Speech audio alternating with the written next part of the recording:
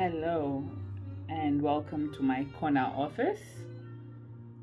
My name is Helen, popularly known as Wakili Atieno to clients and fellow colleagues in the legal industry. I am also known as Orphan 007, and today is the 7th of August, which happens to be my birthday. I have been existing for the past 31 years, and with that came a quiet moment of reflection about growth, grief, grit, and God. And you see, I'm not surviving anymore. I'm learning how to live intentionally, how to save, how to love, how to rest, how to rebuild after depression, which now turned into ADHD diagnosis, and depression, which was misdiagnosed as ADHD, which was misdiagnosed as depression after disappointment, after saving, after starting over. I'm here. Problems don't last, tough people do. I don't believe I'm one of the toughest. I'm a really soft girly. And so today I want to share 31 life lessons, not the ones you read in books, but the ones you earn, which are part of 31 lessons, which are like my lived experience, from budgeting to ADHD to creating a bank at home. I have my own personal bank at home. It's not registered really, but it's basically we're saving from home, small little coins, 5 shillings, 10 shillings, and not really spending that. And then to running summits, to starting a consultancy company that's now within a short span of 5-7 months, it's now something that's like a global name that's recognized and operating in various jurisdictions in the world. And so this is for you if you're turning 31 or in your 30s, or you just welcomed yourself from 29 to 30, welcome to the third floor, or maybe you're just turning a corner in your own journey. I hope this speaks to you. So happy birthday to me, and let's go.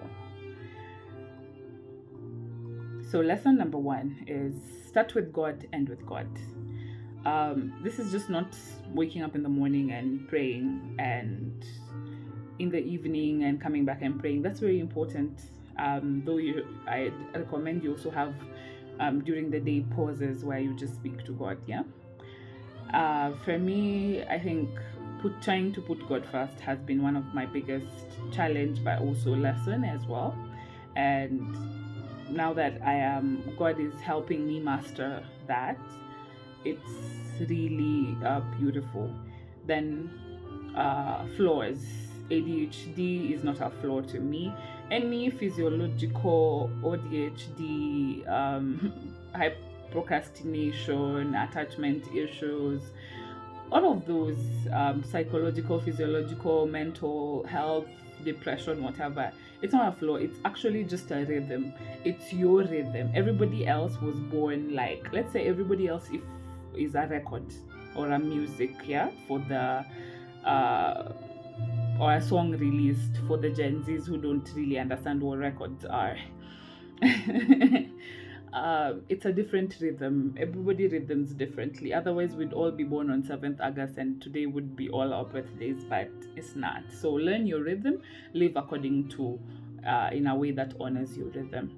Then budgeting is not punishment. It's a love letter to your future self. I used to say I couldn't save or budget because I'm saving what's in your person. That money is not there.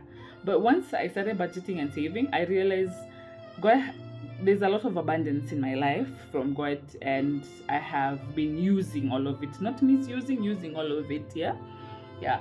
So the soft life, the stuff like that, budget for it. For me, I'm being someone living a special needs adult living with ADHD. I budget for dopamine because for me, we burn dopamine very fast. So we need novelty and creative stuff to keep, just to make us happy and keep us alive. So I budget for that thrift, for that impulsive spending. I budget for it, but it has a limit. Yeah. So be your own bank, borrow, return with interest, and grow. I started a home bank a couple of weeks ago, and it's doing so well. I borrow from the bank and return at 20% interest rate, which is higher than even the central bank interest rate currently. So I'm keeping myself accountable, and it's part of something called game theory. You Google what game theory is and customize it to your own liking. So the next one is I'm reading from somewhere, definitely. I cannot remember all of this. So the person you are is more important than the portfolio you build. Like, I am all these things: a CEO, an executive director here, a board of director there, a mentor, and all of that. But that's a portfolio I have built. But who am I internally? Do they reflect those things? So what am I working on and stuff like that? Because we do notice frauds. Don't be a fraud. Yeah, we believe in fake it until you make it. Yes, I'm in the process of becoming all of those. Yeah, but the process of becoming is the fake it till you make it. But don't be a fraud. So build yourself and learn yourself from there. And date nights with self, with friends, with God, they count and they heal you. So have a small community. It doesn't have to be so many people. I'm very vocal on social media, so you can imagine maybe I have a lot of friends. I don't. I am just a team of me plus a few friends, and not everybody needs to know about you. So most of it, tell it to God. Then have a few friends who you can be able to laugh and with. So seventh thing, which is my lucky number, obviously, you're not bad with money. You just need a new game. Like I told you, game theory. Play game theory with money. For me, I realized I wasn't bad with money. I just needed a new strategy and make it fun. It doesn't have to always be serious. And then emotional regulation is a journey. Give grace on your hard days. I think we talk about sobriety and addiction to drugs and substances, but nobody talks about emotional addiction, where you're just addicted to a certain state of mind. And for me, getting out of that state of mind has been way harder and tougher than my sobriety journey. Like for me, I never used to drink that much. I was an occasional drinker of 4-5 times in a year. But right now I'm emotionally sober and regulated, and also physically sober. Then there's power in naming your funds. So for me, I give things names. For example, if I have, anxiety, I gave anxiety to a person, the name of a person that did me dirty, or for example, so I call it Davis is back again. And I give names to things like and stuff. Like they say you shouldn't name a pet because you grow fond of it. So for me, making things stick, I give them names. So for example, I call my anxiety Davis is back again. Or if I negative thoughts and everything negative, Davis, because there was once a Davis who was very negative.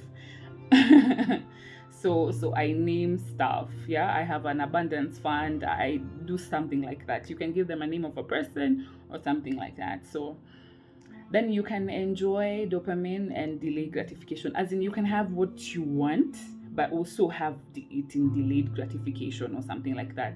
So that's healing in action, meaning the ADHD in me wants to go and spend immediately, but once I've like earned money or something like that, or being paid by a client, my fee is not client's money, definitely. I want to go and spend it, but I just say, if I go without a budget or without something that I really need, let me sit down with it. So I'm delaying the gratification but still getting what I want. Then your story is your superpower, even the messy parts. For me, on Facebook, my whole entire life, not all of it, but the messy, the good, the part, I am very raw, very honest about struggles and stuff like that. It's just that I don't tell it as it happens. But once I get over it, I'm like, let me encourage someone, or let me just talk about it so that it's out there and it's no longer part of me. One thing with ADHD, guys, we like a hack, right?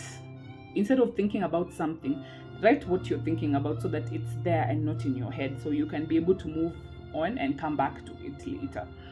So discipline isn't rigidity, it's self-respect. Don't be rigid whereby it's now walls. Yeah, most of us don't have boundaries and we don't have standards, we have walls instead. And I was such a person. So being disciplined, it's just about self-respect. It's not about being rigid. Just look at what if a person did the same thing that I'm doing to myself, how would I feel? If you'd feel some type of way, create a boundary about it. Then coin jars and gratitude jars save lives. So 150 bob at a time and thank you note at a time. It's sort of and I don't open it until the end of the year. So the end of the year, I look at how much I've saved in terms of coins. Of course, I have a monthly record, and then at the end of the year, I also open my gratitude jar and figure out what is it, because you can think that you're stuck in life and you're not. There's a lot of progress that's happening. Then number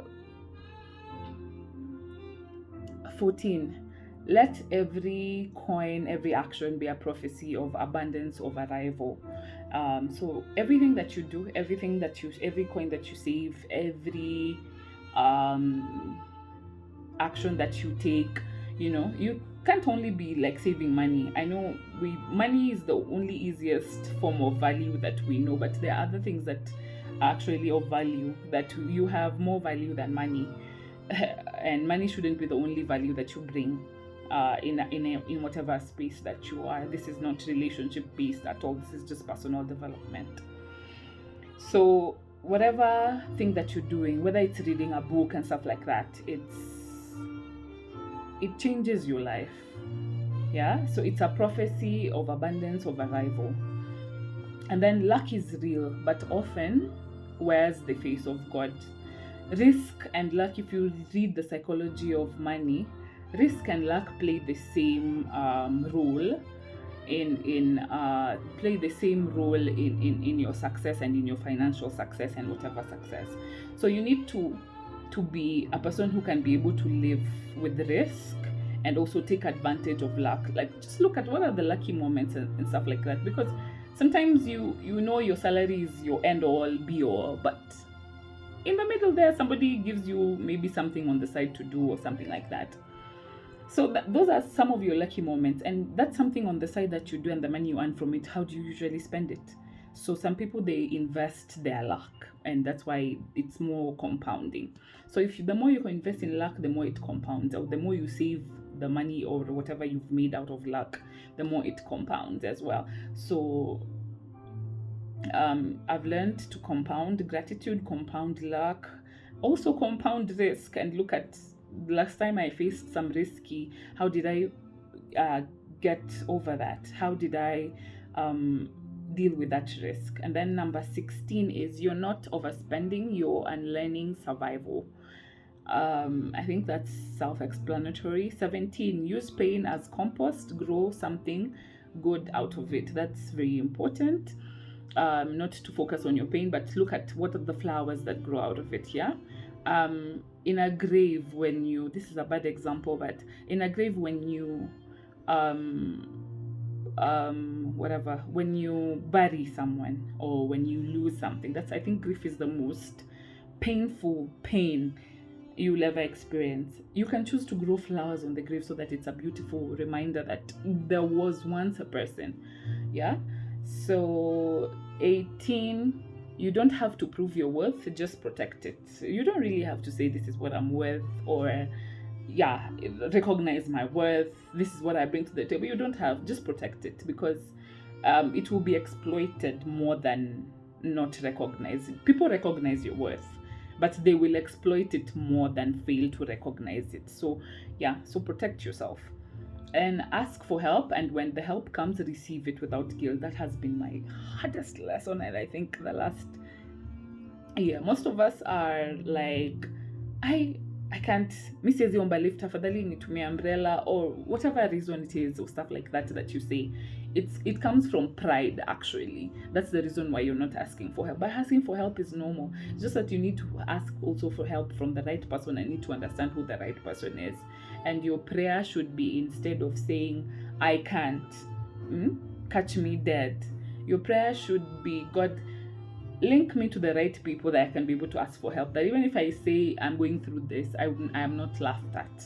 Yeah, so that way you don't have to have guilt or shame. Then there's no shame in starting over, only power. I have started over almost 5-6 times. It's like every year you're starting over. Yeah, there's a lot to learn and a lot of humility that comes in that. That's very powerful. Then you can hold grief and gratitude in the same breath. I mean, you can hold both polarities in the same end.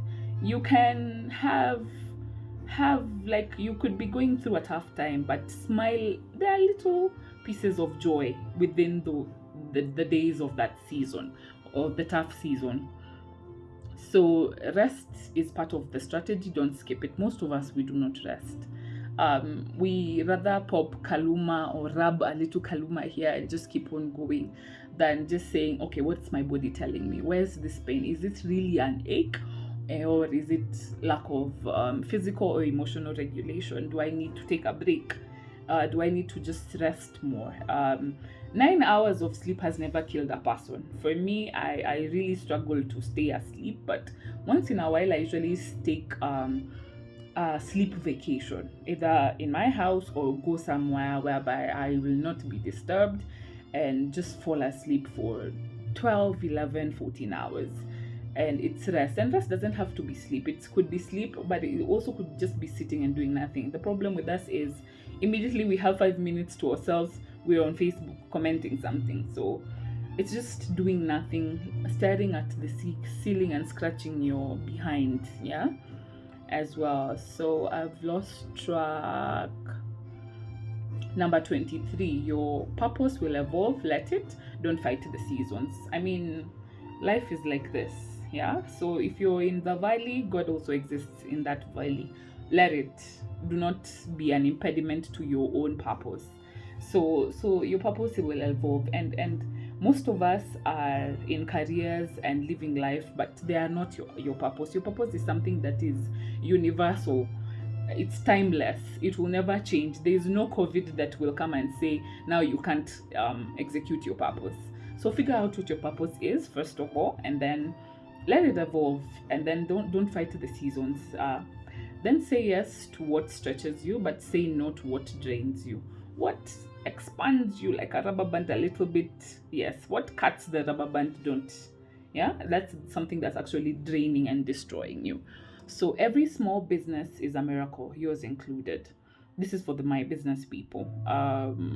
Your business is a purpose, is meant to serve people. Serving is a purpose, you know.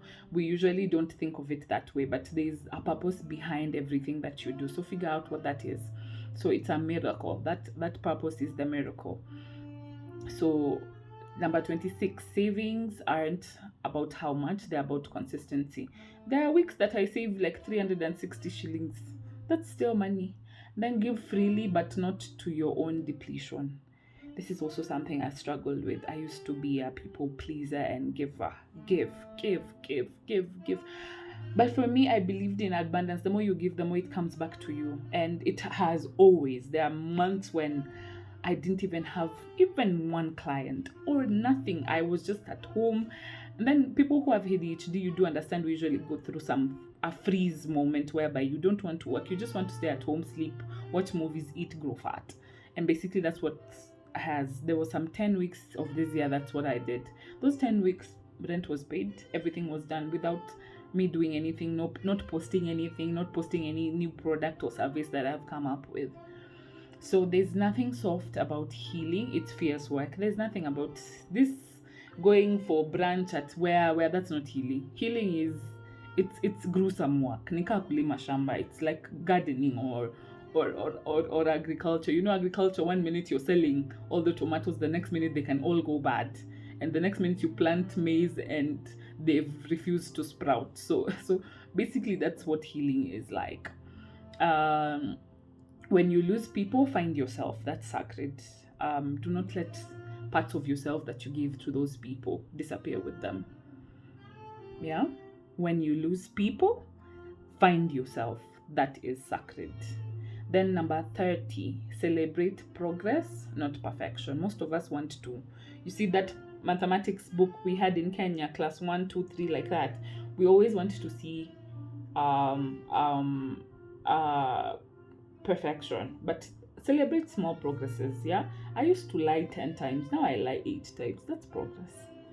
That's just a joke, but that's progress. At least you've noticed. First of all, even noticing that you have an issue, that's the progress in itself. It's not perfect. The perfection is wanting everything to be fixed and no flaws. So just even recognizing that I overthink, I'm a people pleaser, noticing that, you cannot, doctors cannot treat you until they have diagnosed. So do your self diagnosis and say this and that is not okay with me, and that's okay. Stay in that moment, then start working on it.